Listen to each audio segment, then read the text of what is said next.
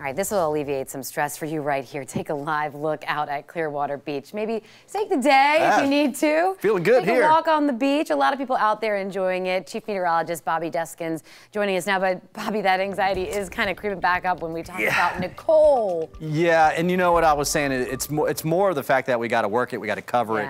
You got to get some preps going. I don't think right now in the Tampa Bay area we would be boarding things up at this particular point. That's the good news for us. But I do think that it comes across part of the state. If it goes further to the north, like it might, it would be a lot less for us. If it comes right towards us, we would have 40, 50 mile per hour winds or so with some higher gusts. Right now, it's subtropical. There's the low. It's real small, but the winds are actually spread all out. You don't have the highest winds around the center here. You have them kind of spread out. And there's an upper level low over top of this. That will fade away. You need a higher pressure up above it. It's kind of ironic, but that's what you need for the tropical system to actually develop and keep running like an engine. That we think will happen. And so likely what will happen is it'll start to turn a little bit more towards the west. It's being steered by this high pressure to the north. It can't go into it. So it's going to run into it, come back down around it, and then on the back side of it, it's going to run it up. This high is just going to move across just like that. All right, so that's what's steering it. We do think that it strengthens a little bit. The forecast models are split. Some are down here to the south. This trend right here is a really good trend. At least for us. We're in that weird thing where you're trying to figure out how it's better for you, but that means it might be worse for somebody else. So instead of West Palm getting the hardest hit, that would go up towards Cape Canaveral. Artemis 1's out there on the launch pad. I'm thinking they might have to roll that thing back in.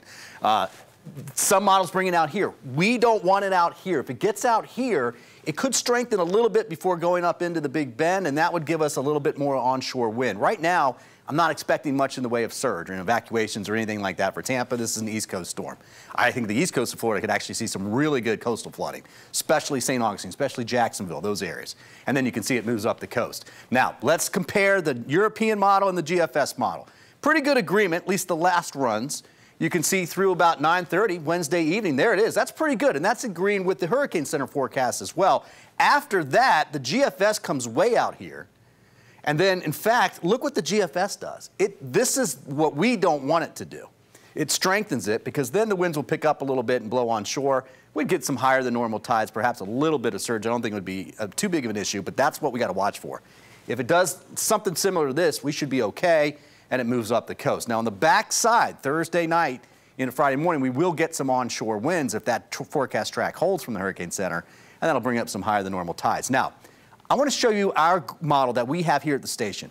This is the model that nailed Ian 2 days out. It got the turn into Fort Myers. Look what it's doing now. Tomorrow at 5 o'clock, very close to what most models are saying. 7 a.m., let's go into Wednesday afternoon into Wednesday night and Thursday. Look at that. It's bringing the center right up here towards Cape Canaveral, maybe even a little bit further to the north. Most of the Hurricane Center forecast is down here.